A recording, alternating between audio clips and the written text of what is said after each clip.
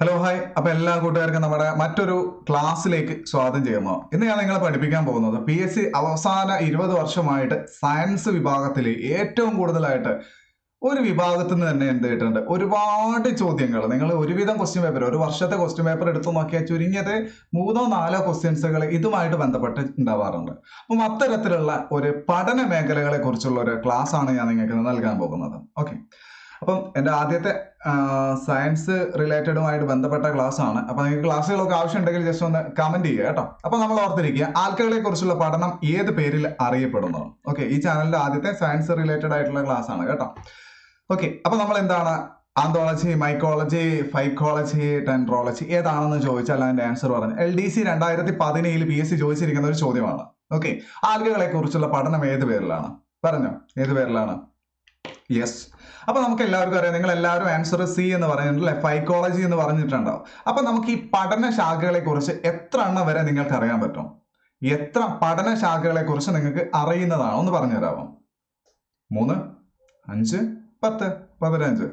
Okay, അപ്പൊ നമ്മൾ എന്ത് ചെയ്യാന്ന് വെച്ചാൽ, നമ്മൾ ഈ ക്ലാസ്സിലൂടെ നമ്മൾ നോക്കാൻ പോകുന്നത് സയൻസ് വിഭാഗത്തിലെ പഠനങ്ങളെ കുറിച്ചും അതുമായിട്ട് ബന്ധപ്പെട്ട ശാഖകളെ കുറിച്ചും എന്താണ് എന്നതിനെ കുറിച്ച് നിങ്ങൾക്ക് ഒരു ധാരണ കിട്ടാൻ വേണ്ടിയിട്ടാണ്. എല്ലാ കാര്യങ്ങളും നമ്മൾ പറയുന്നില്ല, ചെറിയൊരു വീഡിയോ ആണ് കേട്ടോ. അപ്പൊ നമുക്കറിയാം, ആദ്യം തന്നെ മൈക്കോളജി വെച്ച് തുടങ്ങാം അല്ലെ. മൈക്കോളജി എന്ന് പറഞ്ഞാൽ എന്തിനെ കുറിച്ചാണ് എന്ന് ചോദിച്ചാൽ എന്ത് പറഞ്ഞേക്കണം? ഫംഗസുകളെ കുറിച്ച്. ഏതാണ്? ഫംഗസുകളെ കുറിച്ചുള്ളതാണ് മൈക്കോളജി എന്ന് പറയുന്നത്. അപ്പൊ നമുക്കറിയാം, ആന്ത്രോളജി എന്ന് പറയുന്നത് ഏത് പഠനത്തെ കുറിച്ചാണ്? ആന്ത്രോളജി പൂക്കളെ കുറിച്ച്. അപ്പം പൂക്കൾ. അപ്പം മൈക്കോളജി എന്ന് പറഞ്ഞാൽ ഫംഗസുകളെ കുറിച്ചാണ്. ഫംഗസുകളെ കുറിച്ചുള്ള പഠനമാണ് മൈക്കോളജി. മൈക്രോസ്കോപ്പ് എന്ന് മനസ്സിലേക്ക് ആലോചിച്ച് നോക്കുക, ഫംഗസ് എന്ന് ആലോചിച്ച് നോക്കുക. ആന്ത്രോളജി ഇല്ലേ, ആന്ത്രോളജി പൂക്കളെ കുറിച്ച്. ഡെൻഡ്രോളജി എന്ന് പറയുന്നത് എന്തിനെ കുറിച്ചാണ്? വൃക്ഷങ്ങളെ കുറിച്ച്. അപ്പം വൃക്ഷം. അപ്പൊ നമ്മൾ പറഞ്ഞു മൈക്കോളജി ഫംഗസുകളെ കുറിച്ച്, ആന്ത്രോളജി പൂക്കളെ കുറിച്ച്, ഡെൻഡ്രോളജി വൃക്ഷങ്ങളെ കുറിച്ച്. പിന്നീട് നമ്മൾ പറഞ്ഞു ഏതാണ്? പോമോളജി. പോമോളജി എന്ന് പറഞ്ഞാൽ എന്തിനെ കുറിച്ചാണ്? പോമോളജി പഴങ്ങളെ കുറിച്ച്. പഴങ്ങളെ കുറിച്ച് കേട്ടോ, പഴങ്ങളെ കുറിച്ച്. അപ്പൊ 4 ഏതാണ്? മൈക്കോളജി ഫംഗസുകളെ കുറിച്ച്, ആന്ത്രോളജി പൂക്കളെ കുറിച്ച്, ഡെൻഡ്രോളജി വൃക്ഷങ്ങളെ കുറിച്ച്, പോമോളജി എന്ന് പറഞ്ഞാൽ പഴങ്ങളെ കുറിച്ച്. ഇനി നമുക്കറിയാം കാർപ്പോളജി. നല്ല രസമാണല്ലോ, ഓരോ പേരുകൾ കേട്ടിട്ട് എങ്ങനെയുണ്ട്? ഓർത്തെടുക്കാൻ പറ്റുന്നുണ്ടോ? പഴങ്ങളെയും വിത്തുകളെയും കുറിച്ചുള്ള ഘടനയെ കുറിച്ച്. എങ്ങനെ ഘടന? അപ്പൊ ഏതൊക്കെയാണ്? പഴങ്ങള്, വിത്തുകള്. ഓക്കെ, അപ്പൊ നമ്മൾ ഓർത്തിരിക്കുക, മൈക്രോളജി എന്ന് പറഞ്ഞാൽ ഫംഗസുകളെ കുറിച്ച്, ആന്ത്രോളജി പൂക്കളെ കുറിച്ച്, ഡെൻഡ്രോളജി വൃക്ഷങ്ങളെ കുറിച്ച്, പോമോളജി പറഞ്ഞാൽ പഴങ്ങളെ കുറിച്ച്. അപ്പം പോമോളജിയും കാർപ്പോളജിയും മാറി പോകാൻ പാടില്ല. കാർപ്പോളജി എന്ന് പറഞ്ഞാൽ എന്തിനെ കുറിച്ചാണെന്ന് ഓർത്തിരിക്കുക, ഘടന. എന്തിന്റെ ഘടന? പഴങ്ങളുടെയും വിത്തുകളുടെയും ഘടനയെ കുറിച്ചുള്ള പഠനമാണ് കാർപ്പോളജി. ഓക്കെ, ഇനി അടുത്തത് സ്പോമോളജി. സ്പോമോളജി എന്ന് പറഞ്ഞാൽ എന്തിനെ കുറിച്ചാണ്? സ്പോമോളജി വിത്തുകളെ കുറിച്ച്. ഞാനിത് കണക്റ്റഡ് ആയിട്ടാണ് പഠിപ്പിക്കുന്നത് കേട്ടോ, വിത്തുകളെ കുറിച്ച്. അപ്പൊ നമ്മൾ പറഞ്ഞു പഴങ്ങള്, പോമോളജി, കാർപ്പോളജി, സ്പോമോളജി. മനസ്സിലായില്ലേ? ഇതെല്ലാം നമ്മൾ ഒരു ഓർഡറിൽ അങ്ങ് പഠിച്ചാണ്. പോർമോളജി എന്ന് പറഞ്ഞാൽ പഴങ്ങളെ കുറിച്ച്. കാർപ്പോളജി നമുക്കറിയാം എന്തിന്റെ ഘടന? പഴങ്ങളുടെയും വിത്തുകളെയും കുറിച്ച്. എന്താണ് സ്പോമോളജി എന്ന് പറഞ്ഞാൽ എന്തിനെ കുറിച്ചാണ്? സ്പോമോളജി പറഞ്ഞോളൂ, ഏതിനാ? വിത്തുകളെ കുറിച്ച് അല്ലെ, വിത്തുകളെ കുറിച്ചുള്ള പഠനമാണെന്ന് ഓർത്തിരിക്കുക. ഇനി ഓർണിത്തോളജി അല്ലെ. യെസ്, ഓർണിത്തോളജി എന്ന് പറഞ്ഞാൽ എന്താണ്? ഓർണിത്തോളജി നമുക്ക് എല്ലാവർക്കും PSC ഇതൊക്കെ സ്ഥിരം PSC ചോദിക്കുന്ന ചോദ്യങ്ങളാണ് കേട്ടോ. അപ്പൊ ഓർണിത്തോളജി എന്ന് പറഞ്ഞാൽ എന്തിനെ കുറിച്ചാണ്? ഓർത്തിരുന്നോളൂ, ഏതാണ്? പക്ഷികളെ കുറിച്ചുള്ള പഠനമാണ് ഓർണിത്തോളജി എന്നറിയപ്പെടുന്നത്. അടുത്തതെന്ന് പറഞ്ഞാൽ ഏതാണ്? ബോട്ടണി എന്ന് പറയുന്നത്. ബോട്ടണി എന്തിനെ കുറിച്ചാണ്? സസ്യങ്ങളെ കുറിച്ച്. സസ്യങ്ങൾ. അപ്പം നിങ്ങൾ ഈ ക്ലാസ് തന്നെ പഠിക്കാൻ വേണ്ടി മാക്സിമം ശ്രമിക്കുക കേട്ടോ. മൈക്കോളജി ഫംഗസുകളെ കുറിച്ച്, ആന്ത്രോളജി പൂക്കളെ കുറിച്ച്, ഡെൻഡ്രോളജി വൃക്ഷങ്ങളെ കുറിച്ച്, പോമോളജി പഴങ്ങളെ കുറിച്ച്, കാർപ്പോളജി ഓർത്തിരുന്നോളൂ, വിത്തുകളുടെയും പഴങ്ങളുടെയും ഘടനകളെ കുറിച്ച്, സ്പോമോളജി വിത്തുകളെ കുറിച്ച്. അപ്പൊ 3 കൂടി നിങ്ങൾ എന്ത് ചെയ്യണം? ഒരിക്കലും മറന്നു പോകാൻ പാടില്ല. ഇതൊരു ഗ്രൂപ്പായിട്ട് അങ്ങ് പഠിച്ചേക്കണം. ഓർണിത്തോളജി പക്ഷികളെ കുറിച്ച്, പറഞ്ഞു പോകണ്ട. ഓർണിത്തോളജി എന്ന് പറഞ്ഞാൽ എന്താണ്? പക്ഷികളെ കുറിച്ച്. ഇനി ബോട്ടണി എന്ന് പറയുമ്പോൾ എന്തിനെ കുറിച്ചാണ്? സസ്യങ്ങളെ കുറിച്ച് എന്ന് ഓർത്തിരിക്കുക അല്ലെ, സസ്യങ്ങളെ കുറിച്ച്. റെഡി അല്ലേ? അപ്പൊ നമുക്കറിയാം ഇനി സുവോളജിയോ. അപ്പൊ ബോട്ടണി നമ്മൾ പറഞ്ഞു. ബോട്ടണി എന്താണ്? ബോട്ടണി എന്താ? സസ്യങ്ങളെ കുറിച്ചുള്ള പഠനം. എവിടെ പോയിന്റെ ഏരോ മാർക്ക്? Okay, yes. ഇനി നമ്മൾ അടുത്തതായിട്ട് സുവോളജിയെ കുറിച്ചാണ് നമ്മൾ നോക്കാൻ പോകുന്നത്. മനസ്സിലാവുന്നുണ്ടാവുമെന്ന് വിചാരിക്കുന്ന ക്ലാസ് ഇഷ്ടമായാലും ഒന്ന് ലൈക്ക് ചെയ്തേക്കണം കേട്ടോ. ഓക്കെ, നമ്മളെ ഈ ചാനലിൽ നമ്മൾ എടുക്കുന്ന ആദ്യത്തെ സയൻസിന്റെ ക്ലാസ് ആണ്. നിങ്ങൾ അഭിപ്രായങ്ങൾ പറയുക. ഇന്ന് കുറച്ച് വെറൈറ്റി ആയിട്ടുള്ള സയൻസുമായിട്ട് ബന്ധപ്പെട്ട ക്വസ്റ്റ്യൻസുകൾ വരുന്നുണ്ട് കേട്ടോ. ഓക്കെ, അപ്പൊ നമ്മൾ ഓർത്തിരിക്കാം സുവോളജി. സുവോളജി എന്ന് പറയുമ്പോൾ എന്തിനെ കുറിച്ചുള്ള പഠനമാണ്? സുവോളജി ജന്തുക്കളെ കുറിച്ചുള്ള പഠനം. എന്താണ്? ജന്തുക്കള്. സുവോളജി എന്തിനെ കുറിച്ച് എന്ന് ചോദിച്ചാൽ എന്ത് പറഞ്ഞേക്കണം? ജന്തുക്കളെ കുറിച്ച്. അപ്പൊ ഞാൻ നിങ്ങളോട് ചോദിച്ചു ഫംഗസുകളെ കുറിച്ചുള്ള പഠനം എന്ത് പേരിലാണ് അറിയപ്പെടുന്നത്? ഫംഗസുകളെ കുറിച്ചുള്ള പഠനം പറഞ്ഞോളൂ. മൈക്കോളജി. പൂക്കളെ കുറിച്ചുള്ള പഠനം ആന്തോളജി. പിന്നീട് വൃക്ഷങ്ങളെ കുറിച്ച് പഠനം ഡെൻഡ്രോളജി. പഴങ്ങളുടെ കുറിച്ചുള്ള പഠനം പോമോളജി. പഴങ്ങളുടെയും വിത്തുകളുടെയും ഘടനയെ കുറിച്ചുള്ള പഠനം പറഞ്ഞോ കാർപ്പോളജി. വിത്തുകളെ കുറിച്ചുള്ള പഠനം സ്പോമോളജി. ഓക്കെ, പക്ഷികളെ കുറിച്ചുള്ള പഠനം ഓർണിത്തോളജി. ഓക്കെ, ഇത് ലൈവ് ക്ലാസ് അല്ല കേട്ടോ, ആദ്യം പറഞ്ഞു കേട്ടോ. അപ്പൊ ഇനി നമ്മൾ അടുത്തത് മോർഫോളജിയെ കുറിച്ചുള്ള. എന്താണ് ഈ മോർഫോളജി? പറഞ്ഞോളൂ, എന്താണ് ഈ മോർഫോളജി? ഒരു ജീവിയുടെ, ആലോചിച്ച് നോക്കണം, ഒരു ജീവിയുടെ ബാഹ്യഘടനയെ കുറിച്ച്. അപ്പൊ എന്താ പറയുന്നത്? ജീവിയുടെ ബാഹ്യഘടനയെ കുറിച്ചുള്ള പഠനമാണ് കേട്ടോ. ഒരു ജീവിയുടെ എന്ത് ചെയ്തിട്ടുണ്ട്? ബാഹ്യഘടന. അപ്പൊ നമ്മൾ ആന്തരിക ഘടനത്തെ കുറിച്ച് എന്താ പറയേണ്ടത്? അപ്പൊ ഓർത്തിരുന്നോളൂ. അപ്പൊ നമുക്കറിയാം ഒരു ജീവിയുടെ ആന്തരിക ഘടകം കേട്ടോ. ഇത് ജീവിയുടെ ആന്തരികം. മനസ്സിലാവുന്നുണ്ടാന്ന് വിചാരിക്കുന്നത് കേട്ടോ. ആന്തരികം. ഓക്കെ, അപ്പൊ മോർഫോളജി എന്ന് പറഞ്ഞാൽ ഒരു ജീവിയുടെ ബാഹ്യമായിട്ടുള്ള കാര്യങ്ങളെ കുറിച്ച് പഠിക്കുന്നതാണ് മോർഫോളജിയെ കുറിച്ച് പറയുന്നത്. അനാട്ടമി എന്ന് പറയാറ് നമ്മളുണ്ടല്ലേ, anatomical structure of human body എന്നൊക്കെ പറയാറുണ്ടല്ലേ. അനാട്ടമി എന്ന് പറഞ്ഞൊരു വകുപ്പുണ്ടല്ലേ. ജീവി എന്ന് പറയുമ്പോൾ മനുഷ്യനും ഒരു ജീവിയാണ് അല്ലെ. അപ്പം ഏതൊരു ജീവിയെ കുറിച്ചുള്ള ആന്തരികമായിട്ടുള്ള കാര്യങ്ങൾ പഠിക്കുകയാണെങ്കിലും അതിന് എന്ത് പേരിലാണ് അറിയപ്പെടുന്നത്? അനാട്ടമി. മോർഫോളജിയും അനാട്ടമിയും നമുക്ക് ഓർത്തിരിക്കണം, ഒരു കുടുംബമായിട്ട് നമ്മൾ പഠിച്ചിരിക്കണം അല്ലെ. മോർഫോളജി ഒരു ജീവിയുടെ ബാഹ്യഘടന, അനാട്ടമി ഒരു ജീവിയുടെ ആന്തരിക ഘടകം എന്ന് ഓർത്തിരിക്കുക. റെഡി അല്ലേ? ഓക്കെ, ഇനി നമുക്കറിയാം പാലിയന്റോളജി എന്ന് പറഞ്ഞാൽ എന്താണ്. ഞാനത് കോപ്പി ചെയ്തിരിക്കുമ്പോൾ കുറച്ചൊരു കാര്യങ്ങൾ വ്യത്യാസം ഉണ്ടാവും. കാരണം എന്ന് വെച്ചാല് റെഡി അല്ലേ? പാലിയന്റോളജി കേട്ടോ, പാലിയൻട്രോളജി അല്ല, പാലിയന്റോളജി. ഇത് എന്താണ് വരുന്നത് കേട്ടോ? പാലിയന്റോളജി എന്നാണ് വരുന്നത് കേട്ടോ. പാലിയന്റോളജി. പാലിയന്റോളജി എന്തിനാ? ഫോസിലുകളെ കുറിച്ചുള്ള. നമുക്കറിയാം ഫോസിലുകൾ. ഫോസിലുകൾ എന്ന് പറഞ്ഞാൽ നമുക്ക് എന്തിന്റെ എല്ലാത്തിന്റെയും ഫോസിലുകൾ നമുക്ക് ഉപയോഗിക്കില്ല. അപ്പൊ എല്ലാ ഫോസിലുകളെ കുറിച്ച് പഠിക്കുന്നതാണ് പാലിയന്റോളജി എന്ന് പറയുന്നത്. ഓക്കെ, അപ്പൊ ചില നമ്മൾ കോപ്പി പേസ്റ്റ് ചെയ്യുമ്പോൾ എന്ത് ചെയ്തിട്ടുണ്ട്? മാറിപ്പോയിട്ടുണ്ടാവും. അതൊന്ന് ശ്രദ്ധിച്ചേക്കണം കേട്ടോ. പിന്നീട് നമുക്കറിയാം ജീവികളുടെയും അവയുടെ ചുറ്റുപാട് അല്ലെ, എക്കോളജി എന്ന് പറയാം. എക്കോസിസ്റ്റം നമ്മൾക്കറിയാലോ, പ്രകൃതിയുടെ എക്കോസിസ്റ്റം. അതുപോലെ തന്നെയാണ് ജീവികളുടെയും അതുമായിട്ട് ബന്ധപ്പെട്ടിരിക്കുന്ന ചുറ്റുപാടുകളെയും കുറിച്ച്. അപ്പം ജീവിയും ചുറ്റുപാടുകളും, ജീവികളും ചുറ്റുപാടുകളും. ഓക്കെ, അതിനെ ചുറ്റുപാടുകളെയും കുറിച്ചുള്ള പഠനം എന്ത് പേരിലാണ് അറിയപ്പെടുന്നത്? എക്കോളജി എന്ന പേരിലാണ് അറിയപ്പെടുന്നത്. ഓർത്തിരുന്നോളും, എന്ത് പേരിലാണ്? എക്കോളജി എന്ന പേരിൽ. ഇനി നമുക്കറിയാം പാലിനോളജി. എന്താണ് ഈ പാലിനോളജിയെ കുറിച്ച്? അതിൽ തന്നെ ഉണ്ട് ചെറുതായിട്ടൊരു ക്ലൂ എന്ന് പറയുന്നത് അല്ലെ, പരാഗരേണുക്കളെ കുറിച്ചുള്ള പഠനം. പരാഗരേണുക്കളെ കുറിച്ചുള്ള പഠനം എന്ത് പേരിലാണ് അറിയുന്നത്? പാലിനോളജി. പരാഗം. പാലിനോളജി, പരാഗം എന്ന് ഓർത്തിരിക്കുക. അപ്പം പരാഗരേണുക്കളെ കുറിച്ച്. ഇനി ആന്ത്രോപോളജി എന്ന് പറയുന്നത് എന്തിനെ കുറിച്ചാണ്? നരവംശശാസ്ത്രത്തെ കുറിച്ചാണ് എന്ത് പറയുന്നത്? ആന്ത്രോപോളജി വകുപ്പ് എന്ന് പറയുന്നത്. നരവംശശാസ്ത്രം അല്ലെ. നമ്മൾ എങ്ങനെയാണ് ഉണ്ടായിരിക്കുന്നത് ആ കാര്യങ്ങളൊക്കെ. ഇനി കാർഡിയോളജി സ്ഥിരമായിട്ട് PSCകളിൽ ചോദിക്കാറുള്ള എന്താ? ഹൃദയത്തെ കുറിച്ച്. ഏതാ? ഹൃദയം. അപ്പൊ നമുക്ക് കാർഡിയോളജി എന്ന് പറഞ്ഞാൽ എന്താണ്? ഹൃദയത്തെ കുറിച്ച്. ഇനി ഹെമറ്റോളജി എന്ന് പറഞ്ഞാൽ എന്താ? ഹെമറ്റോളജി രക്തത്തെ കുറിച്ചാണ് ഹെമറ്റോളജി എന്നറിയപ്പെടുന്നത് അല്ലെ. പിന്നീട് നമുക്കറിയാം അടുത്തത് രക്തം കഴിഞ്ഞാൽ നമ്മൾ പഠിക്കേണ്ടത് കരളിനെ കുറിച്ചാണ് അല്ലെ. പത്തോളജി. നമ്മളറിയാം പത്തോളജി ഡിപ്പാർട്ട്മെന്റ് എന്നൊക്കെ നമുക്ക് കാണാനല്ലേ. യെസ്, പാത്തോളജി എന്തിനാണ് അല്ലെ? യെസ്, ഒരു മിനിറ്റ്. പാത്തോളജി എന്ന് പറയുന്നത് എന്തിനാണ്? രക്തത്തെ കഴിഞ്ഞാൽ നമ്മൾ ഏതാണ് നോക്കേണ്ടത്? യെസ്, ഹെമറ്റോളജി എന്ന് പറഞ്ഞാൽ എന്താ പറഞ്ഞത്? രക്തത്തെ കുറിച്ചുള്ളത് അല്ലെ. ഹെമറ്റോളജി രക്തം. പിന്നീട് നമുക്കറിയാം കരളിനെ കുറിച്ച് എന്താ പറയാറുള്ളത്? കരൾ. നമുക്ക് പത്തോളജി അവിടെ വെച്ചിരിക്കട്ടെ. നമ്മൾ എന്ത് ചെയ്യാം? കരളിനെ കുറിച്ച് പറഞ്ഞിട്ടുണ്ട്. കരള്. ഇത് കരളല്ല കേട്ടോ. യെസ്, അപ്പൊ നമ്മൾ എന്ത് ചെയ്യാം? കരളിനെ കുറിച്ച് നിങ്ങൾ എന്ത് പേരിലാണ് അറിയപ്പെടുക? കരള്. പറഞ്ഞോളൂ, കരളിനെ കുറിച്ചുള്ള പറഞ്ഞോണ്ട് എന്താണ്?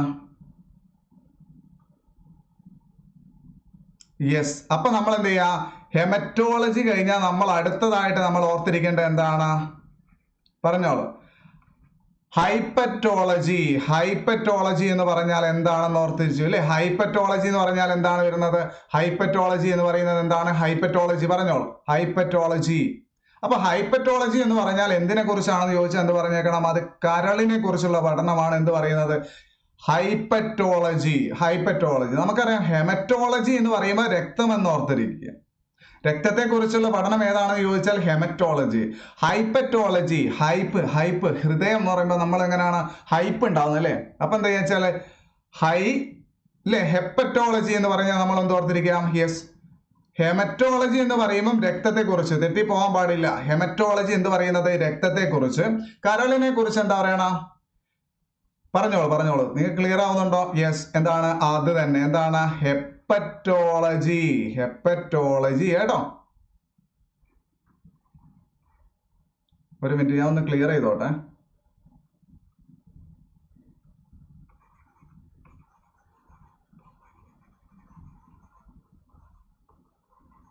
യെസ്, റെഡി അല്ലേ? ഹെപ്പറ്റോളജി എന്നത് ഓർത്തിരിക്കുക. റെഡി. ഹെപ്പറ്റോളജി എന്നത് ഓർത്തിരിക്കുക. റെഡി. അപ്പൊ നമ്മൾ എന്ത് പത്തോളജി. പത്തോളജി ഞാൻ പറഞ്ഞിട്ടുണ്ട്, ഇതാണ് ഇതിൽ ഉൾപ്പെടുത്തിയിട്ടുണ്ട്. പത്തോളജി വകുപ്പ് എന്ന് പറഞ്ഞിട്ടുണ്ട് അല്ലെ? പാത്തോളജി എന്ന് പറയും. പത്തോളജി നമ്മൾ ഷോർട്ടായിട്ട് പറയും അല്ലേ? പാത്തോളജി എന്ന് പറഞ്ഞാൽ എന്തിനെ കുറിച്ചാണ്? രോഗങ്ങളെ കുറിച്ച്. നമ്മൾ ഹോസ്പിറ്റലിൽ ചെന്നാലൊക്കെ കാണാറുണ്ടല്ലോ അല്ലേ? പാത്തോളജി വകുപ്പ് എന്ന് കേട്ടില്ലേ? നമ്മൾ പത്തോളജി എന്നല്ലേ പറയാം? ഞാനൊക്കെ പത്തോളജി എന്നാണ് പറയാം. അപ്പൊ പാത്തോളജി വകുപ്പ് എന്ന് പറഞ്ഞാൽ എന്താണെന്ന് ചോദിച്ചു അല്ലേ? അപ്പൊ നമ്മളറിയാം രോഗങ്ങളെ കുറിച്ചുള്ള പഠനം. ഏതാണ്? രോഗങ്ങളെ കുറിച്ചുള്ള പഠനം. യെസ്. രോഗങ്ങളെ കുറിച്ചുള്ള പഠനമാണ് എന്ത് പറയുന്നത്? ഈ പാത്തോളജി എന്നറിയപ്പെടുന്നത് ഏതാണെന്ന് ചോദിച്ചാൽ രോഗങ്ങളെ കുറിച്ചുള്ള പഠനം. ഇനി നമ്മൾ എന്ത് ചെയ്യാം? യെസ്, പറഞ്ഞോളൂ. ഇതെന്താണ് വായിക്കുക? നിങ്ങൾ പറഞ്ഞോണ്ടാ ഞാൻ പറഞ്ഞോ, ഇത് കോപ്പി ചെയ്തിരിക്കുന്നതിൻ്റെ അകത്തുള്ള പ്രശ്നങ്ങളാട്ടോ. എന്താണെന്ന് വെച്ചാൽ ഇതാ ജെറന്റോളജി ആണ് കേട്ടോ. Okay, gerontology. ജെറന്റോളജി കേട്ടോ. ജെറന്റോളജി. ജെറന്റോളജി പറഞ്ഞാൽ ഏത് വകുപ്പാണ്? ജെറന്റോളജി. വാർദ്ധക്യകാലത്തെ കുറിച്ച് കേട്ടോ. വാർദ്ധക്യകാലത്തെ കുറിച്ചുള്ള പഠനമാണ് ജെറന്റോളജി എന്ന് പറയുന്നത്. ജെറന്റോളജി എന്ന് പറഞ്ഞാൽ എന്ത് പറയുന്നത്? വാർദ്ധക്യകാലത്തെ കുറിച്ചുള്ള പഠനമാണ്. പിന്നീട് നമുക്കറിയാം. ഓക്കെ, പിന്നീട് ഡെർമറ്റോളജി. എന്താണ് ഈ ഡെർമറ്റോളജി എന്ന് പറഞ്ഞാൽ? പറഞ്ഞോ. ഡെർമറ്റോളജി പറഞ്ഞാൽ ത്വക്കിനെ കുറിച്ചുള്ള പഠനം. ത്വക്കിനെ കുറിച്ചുള്ള പഠിക്കുന്ന ശാസ്ത്ര വിഭാഗം ഏതാണെന്ന് ചോദിച്ചാൽ ഡെർമറ്റോളജി എന്ന് പറഞ്ഞു നോക്കണം. മനസ്സിലായില്ലേ? അപ്പൊ നമുക്കറിയാം ഓങ്കോളജി വകുപ്പ്. നമുക്കറിയാം ഓങ്കോളജി വകുപ്പ് എന്ന് പറയുന്നത് എന്തിനെ കുറിച്ചാണ്? ക്യാൻസറിനെ അല്ലെ? ക്യാൻസറിനെ കുറിച്ചുള്ള പഠനശാഖ ഏതാണെന്ന് ചോദിച്ചാൽ എന്ത് പറഞ്ഞേക്കണം? അത് ഓങ്കോളജി വകുപ്പാണ്. ഓക്കെ, ഇനി നമുക്കറിയാം ഒഫ്താമോളജി എന്ന് പറയുന്നത്. ഒഫ്താൽമോളജി വകുപ്പ് കേട്ടിട്ടുണ്ടാവുമല്ലോ. കണ്ണിനെ കുറിച്ചുള്ള ഭാഗമാണ് എന്ത് പറയുന്നത്? കണ്ണിനെ കുറിച്ചുള്ള ഭാഗമാണ് ഒഫ്താൽമോളജി എന്ന് പറയുന്നത്. കണ്ണിനെ കുറിച്ചുള്ള ഭാഗമാണ് എന്ത് ചെയ്യുന്നത്? യെസ്, ഒഫ്താൽമോളജി എന്ന് പറയുന്നത്. ഇനി അടുത്തത് യെസ്, കുറച്ചെണ്ണം വിട്ടുപോയിട്ടുണ്ട്, ഞാനത് ലാസ്റ്റിലേക്ക് ഞാൻ പറഞ്ഞുതരാം കേട്ടോ. ഓക്കെ, പിന്നീട് ഇനി അടുത്തത് ഹെർപ്പറ്റോളജി. ഹെർപ്പറ്റോളജി എന്ന വകുപ്പ് എന്ന് പറഞ്ഞാൽ എന്തിനാ വരുന്നത്? ഹെർപ്പറ്റോളജി വകുപ്പ്. പറഞ്ഞോളൂ. ഹെർപ്പറ്റോളജി വകുപ്പ് നിങ്ങൾക്ക് പറയാൻ പറ്റുന്നുണ്ടോ എന്ന് നോക്കി, ഒന്ന് ട്രൈ ചെയ്ത് നോക്കൂ. ഹെർപ്പറ്റോളജി വകുപ്പ് എന്തിനെ കുറിച്ചാണ്? പറഞ്ഞോ, ട്രൈ ചെയ്തോ. എന്താണ്? യെസ്, പറഞ്ഞോളൂ. ഉരകങ്ങളെ കുറിച്ചുള്ള അല്ലെ? ഉരകങ്ങളെ കുറിച്ചുള്ള പഠനമാണ്. ഇനി നമുക്കറിയാം. ഇനി സെറ്റോളജി എന്ന് പറഞ്ഞാൽ എന്തിനെ കുറിച്ചാണ്? സെറ്റോളജി. അതല്ലെങ്കിൽ ഇങ്ങനെയായിട്ട് വരിക, സെറ്റോളജി. സെറ്റോളജി. അപ്പൊ സെറ്റോളജി എന്ന് പറഞ്ഞാൽ എന്തിനെ കുറിച്ചുള്ളതാണ്? തിമിംഗലത്തെ കുറിച്ചുള്ള പഠനമാണ് എന്ത് പറയുന്നത്? ഈ സെറ്റോളജി എന്ന് പറയുന്നത്. സെറ്റോളജി പറയുന്നത് തിമിംഗലത്തെ കുറിച്ചുള്ള പഠനം. നമുക്ക് ഇനി സോറോളജി. പറഞ്ഞോ, സോറോളജി. പറഞ്ഞോളൂ. എന്താണ് ഈ സോറോളജി എന്ന് പറഞ്ഞാല്? നമ്മൾ പല്ലികളില്ലേ, പല്ലികളെ കുറിച്ചുള്ള പഠനമാണ് ഈ സോറോളജി. അപ്പൊ ഫൈറ്റോളജി. പറഞ്ഞോ, ഫൈറ്റോളജി എന്തിനെ കുറിച്ചുള്ള പഠനമാണ്? ഫൈറ്റോളജി സസ്യങ്ങളുടെ ഉൽപ്പത്തിയും അതിന്റെ വികാസനത്തെയും കുറിച്ച്. അപ്പൊ സസ്യങ്ങളുടെ ഉൽപ്പത്തി, അതിന്റെ വികാസം. ഇനി നമുക്കറിയാം അഗ്രോളജി എന്ന് പറയുന്നത് എന്തിനെ കുറിച്ചുള്ള പഠനമാണ്? അഗ്രോളജി. അഗ്രോണമി വേറെ ഉണ്ട്. അഗ്രോളജി എന്ന് പറഞ്ഞാൽ എന്താ വെച്ചാൽ അഗ്രികൾച്ചറുമായിട്ട് ബന്ധപ്പെട്ട അല്ലെ? അപ്പൊ എന്താണ് അഗ്രികൾച്ചർ എന്ന് പറഞ്ഞാൽ? മണ്ണ്, പിന്നീട് കൃഷി രീതികളെ കുറിച്ച്, കൃഷി രീതികൾ. ഇനി അഗ്രോണമി എന്ന് പറഞ്ഞാൽ എന്തിനെ കുറിച്ചാണ് ചോദിച്ചാൽ അഗ്രോണമി പറഞ്ഞോ. അഗ്രോണമി എന്തിനെ കുറിച്ചുള്ള പഠനമാണ്? ധാന്യങ്ങളെ കുറിച്ചുള്ള പഠനമാണ് കേട്ടോ. ധാന്യങ്ങളെ കുറിച്ചുള്ള പഠനം എന്ന് ഓർത്തിരിക്കാം. പിന്നീട് അഗ്രസ്റ്റോളി എന്ന് പറഞ്ഞാൽ എന്താണെന്ന് പറഞ്ഞു. അഗ്രസ്റ്റോളി എന്ന് പറഞ്ഞാൽ എന്താ പറഞ്ഞോ?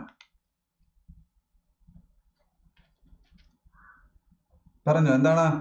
യെസ്, പുല്ലുകളില്ലേ നമ്മളെ പുല്ലുകളെ കുറിച്ചുള്ള പഠനമാണ് കേട്ടോ. പുല്ലുകളെ കുറിച്ചുള്ള പഠനം. അപ്പൊ പുല്ലുകളെ കുറിച്ചുള്ള പഠനം എന്ന് ഓർത്തിരിക്കുക കേട്ടോ. അഗ്രസ്റ്റോളജി എന്ന് പറഞ്ഞാൽ എന്താണ്? അഗ്രസ്റ്റോളജി എന്ന് പറഞ്ഞാൽ എന്തിനെ കുറിച്ചാണെന്ന് ചോദിച്ചാൽ എന്ത് പറഞ്ഞാൽ പുല്ലുകളെ കുറിച്ചുള്ള പഠനം. നമുക്കറിയാം ഇതിന്റെ അകത്ത് നമ്മൾ ഏതെങ്കിലും വിട്ടുപോയിട്ടുണ്ടോ? പറഞ്ഞോണ്ടോ? ഏതെങ്കിലും വിട്ടുപോയിട്ടുണ്ടോ? ഏതെങ്കിലും വിട്ടുപോയിട്ടുണ്ടെങ്കിൽ എന്ത് ചെയ്യാം? നിങ്ങളൊന്ന് കമന്റ് ആയിട്ട് രേഖപ്പെടുത്തുക കേട്ടോ. ഓക്കെ. പിന്നീട് നമുക്കറിയാം നമ്മൾ ഈ ഒരു ചെറിയൊരു ഭാഗത്തിൽ നമ്മൾ എന്ത് ചെയ്തിട്ടുണ്ട്? ഈ ഭാഗങ്ങളെ കുറിച്ചുള്ള മാത്രം എടുത്ത് പറഞ്ഞതാണ്. നമുക്ക് ഏതൊക്കെയാണ് പഠനങ്ങളെ കുറിച്ചും കാര്യങ്ങളെല്ലാം ഉണ്ട് അല്ലേ? ആ പഠനങ്ങളെയും കുറിച്ചുള്ള കാര്യങ്ങളാണ് നമ്മൾ എന്ത് ചെയ്തിട്ടുള്ളത്? ഈ ഭാഗങ്ങളിൽ പറഞ്ഞിട്ടുള്ളത്. അപ്പൊ നമ്മൾ ഓർത്തിരിക്കുക. ഇനി ഇന്ത്യയിൽ തന്നെയുള്ള ലാർജസ്റ്റ് ലേണിംഗ് ആപ്പാണ്. നിങ്ങൾക്ക് ഈ ക്ലാസ് ഇഷ്ടമായിട്ടുണ്ടെങ്കിൽ ഒന്ന് ലൈക്ക് ചെയ്യുക. അപ്പം ഇതുപോലെയുള്ള കുറേ ടിപ്സുകളും അതുമായിട്ട് ബന്ധപ്പെട്ട് PSC ചോദിച്ചിരിക്കുന്ന ചോദ്യങ്ങളും നമ്മൾ ഉൾപ്പെടുത്തുന്നതാണ്. അപ്പൊ ഇന്ത്യയിൽ തന്നെയുള്ള ലാർജസ്റ്റ് ലേണിംഗ് ആപ്പാണ് അൺഅക്കാദമി എന്ന് പറയുന്നത്, നമുക്കറിയാം അല്ലേ? അപ്പം ലാർജസ്റ്റ് ലേണിംഗ് ആപ്പ്. നമുക്ക് എല്ലാ തരത്തിലും PSCക്ക് ആവശ്യമായിട്ടുള്ള ക്ലാസ്സുകൾ നിങ്ങൾക്ക് ഇവിടുന്ന് ലഭിക്കുന്നതാണ്. പിന്നീട് നമ്മൾ നോക്കിയിട്ടുണ്ട് ബാച്ച് കോഴ്സുകളൊക്കെ അവൈലബിൾ ആണ് അല്ലെ? ബാച്ച് കോഴ്സുകൾ എന്ന് പറഞ്ഞാൽ എന്താണ്? ഒരുപാട് അധ്യാപകർ വന്നിട്ട് പല പല ടോപ്പിക്കുകൾ, നമുക്ക് ആവശ്യമുള്ള ടോപ്പിക്കുകൾ ഒരു നിശ്ചിത കാലയളവ് കൊണ്ട് കൂടി പഠിപ്പിച്ചെടുക്കുന്നതാണ് നമുക്ക് ഈ ഒരു ഏരിയ. ഓക്കെ. അപ്പോൾ 60 ഡേയ്സിന്റെ കാറ്റക്ട് ബാച്ച് കോഴ്സുകൾ ആരംഭിച്ചിട്ടുണ്ട്. 19 മുതലാണ് ആരംഭിച്ചിട്ടുള്ളത്. ദൗത്യം എന്ന് പറഞ്ഞിരിക്കുന്ന ഒരു ബാച്ച് കോഴ്സ് ഉണ്ട്. 50 ദിവസത്തേക്കുള്ള ബാച്ച് കോഴ്സ് ആണ്. ഡിഗ്രി ലെവൽ പ്രിലിംസിന് വേണ്ടിയിട്ടുള്ള ബാച്ച് കോഴ്സ് ആണ്. ഓക്കെ. ഇംഗ്ലീഷ്, ജോഗ്രഫി എല്ലാ കാര്യങ്ങളും അതിൻ്റെ അകത്ത് എടുക്കുന്നുണ്ട്. 20-ാം തീയതി ആരംഭിച്ചിട്ടുണ്ട്. LDC മെയിൻസിന് വേണ്ടിയിട്ടുള്ള 10th ലെവലിന്റെ ബാച്ച് കോഴ്സുകൾ ആരംഭിച്ചിട്ടുണ്ട്. 100 ഡേയ്സ് കൊണ്ട് നിങ്ങൾക്ക് എന്ത് ചെയ്യാൻ പറ്റും? ബാച്ച് കോഴ്സിന്റെ അകത്ത് നിങ്ങൾക്ക് കംപ്ലീറ്റ് ആയിട്ട് തീർക്കാൻ പറ്റുന്നതാണ്. ഓക്കെ. പിന്നീട് നമുക്ക് അതിന് ശേഷം നമുക്കറിയാം HSA ഇംഗ്ലീഷിന്റെ അകത്ത് ക്ലാസ്സുകൾ ആരംഭിച്ചിട്ടുണ്ട്. അതുപോലെ തന്നെ നമുക്ക് ടെസ്റ്റ് സീരീസുകളുണ്ട്. അതുപോലെ തന്നെ നിങ്ങൾ ആലോചിച്ച് നോക്കുക, നമുക്കൊരു ഫ്രീ ടെസ്റ്റ് ചാമ്പ്യൻഷിപ്പ് ഉണ്ട്. അതെന്ന് പറഞ്ഞാൽ എന്താണ്? നിങ്ങൾക്ക് ഡിഗ്രി ലെവലിന് വേണ്ടിയിട്ടുള്ള ക്ലാസ്സുകൾക്ക് വേണ്ടിയിട്ട് നിങ്ങൾക്ക് എന്ത് ചെയ്യാം? ക്ലിയർ ചെയ്ത് കിട്ടാൻ പറ്റുന്നതാണ് കേട്ടോ. അപ്പോൾ നിങ്ങൾക്ക് എന്ത് ചെയ്യാം? ഫസ്റ്റിൽ 23-ഉം 16-ാം തീയതിയാണുള്ളത്. അപ്പോൾ അതിൻ്റെ അകത്ത് എന്ത് ചെയ്യാൻ പറ്റും? നിങ്ങൾക്ക് അത് ക്ലിയർ ചെയ്ത് കിട്ടാൻ പറ്റും. പിന്നീട് നമുക്കറിയാം പ്ലസിന്റെ ഫീച്ചേഴ്സുകൾ എന്തൊക്കെയാണെന്ന് ചോദിച്ചാൽ നിങ്ങൾക്ക് ടോപ്പ് എഡ്യൂക്കേറ്റേഴ്സിൻ്റെ അടുത്ത് ക്ലാസ്സുകൾ ഇട്ട് കംപ്ലീറ്റ് പ്രിപ്പറേഷൻ, റെഗുലറായി ഡൗട്ട് ക്ലിയർ, വീക്ക്ലി മോക്ക് ടെസ്റ്റുകൾ, ടെസ്റ്റ് സീരീസുകൾ, സിലബസും കാര്യങ്ങളും എല്ലാം ഉണ്ടായിരിക്കുന്നതാണ്. ഓക്കെ. അപ്പോൾ നമ്മൾ അതിന് ഓർത്തറിയാം ഫ്രീ കണ്ടന്റും കാര്യങ്ങളുമാണ് എന്ത് ചെയ്തിട്ടുള്ളത് കിട്ടുന്നത്. കംപ്ലീറ്റ് ആയിട്ടുള്ള syllabus, unlimited test practice, PDF നോട്ട്സുകൾ, റെഗുലറായിട്ട് ഡൗട്ട് ക്ലിയറിങ്ങും കാര്യങ്ങളും എല്ലാം ലഭിക്കുന്നതാണ്. പിന്നീട് നമുക്കറിയാം ഡൗട്ട് ക്ലിയറിംഗ് സെഷൻസ് പറഞ്ഞാൽ ഓരോ 4 ക്ലാസ് കഴിയുമ്പോൾ എന്ത് ചെയ്യും? നിങ്ങൾക്ക് ഡൗട്ട് ക്ലിയറിംഗ് സെഷൻസുകൾ ഉണ്ടായിരിക്കുന്നതാണ്. ഓക്കെ.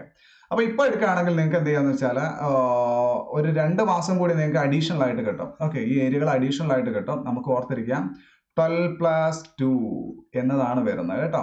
ഓക്കെ. ഇനി അടുത്തെന്ന് പറഞ്ഞാൽ നമുക്കറിയാം എന്തോർത്തിരിക്കുക? യെസ്, 6 മാസം 12 മാസം എന്ന് ഓർത്തിരിക്കുക അല്ലേ? നമുക്ക് 6 മാസത്തേക്ക് നിങ്ങളിപ്പോൾ ഈ റെഫറൽ കോഡ് ഉപയോഗിക്കുകയാണെങ്കിൽ ഫെബിൻ